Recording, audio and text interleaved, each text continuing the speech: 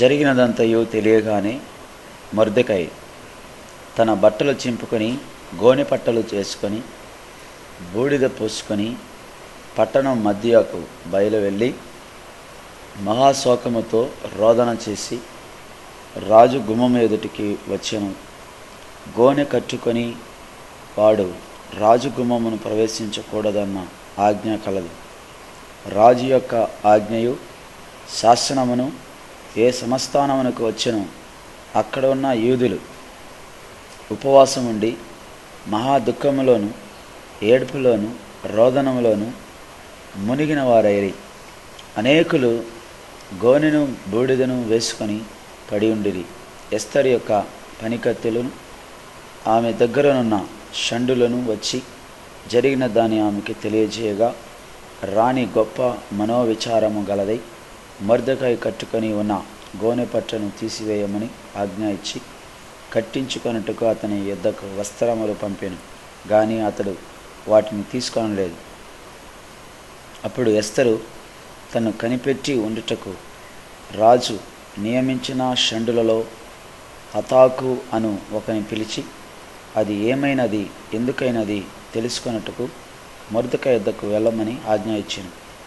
హతాకు రాజు గుమ్మము ఎదుట ఉన్న పట్టణపు వీధిలో ఉండి మొర్దెకై యొద్దకు పోగా మొర్దెకై తనను సంభవించినదంతయు యూదులను నాశనం చేయుటకు గాను హామాను వారిని బట్టి రాజు ఖజానాకు తూచి ఇచ్చేదనని చెప్పిన సొమ్ము మొత్తము ఇంత అనియు అతనికి తెలిపి వారిని సంహరించుటకై షూషనులో ఇయ్యబడిన ఆజ్ఞా ప్రతిని ఎస్తరునకు చూపి తెలుపమనియు ఆమె తన జనుల విషయమై రాజును వేడుకొని అతని సముఖమందు విన్నపం చేయుటకై అతని యొద్దకు పోవాలనని చెప్పమనియు దాని అతనికి ఇచ్చాను.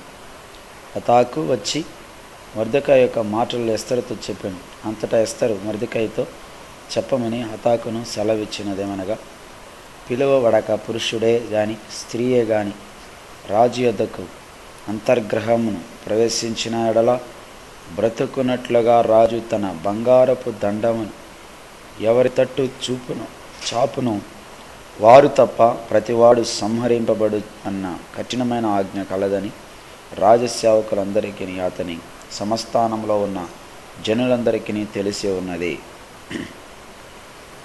నేటికి 30 దినముల నుండి రాజునద్దకు ప్రవేశించుటకు నేను పిలువబడలేదని చెప్పమనెను. వారు ఎస్తరు యొక్క మాటలు మొర్దెకైకి తెలపగా మొర్దెకై ఎస్తరుతో ఇట్లా ప్రత్యుత్తరం ఇచ్చి రాజనగరులో ఉన్నంత మాత్రం చేత యూదులందరికంటే నీవు తప్పించుకొందువని నీవు మనస్సులో తలంచుకొనవద్దు.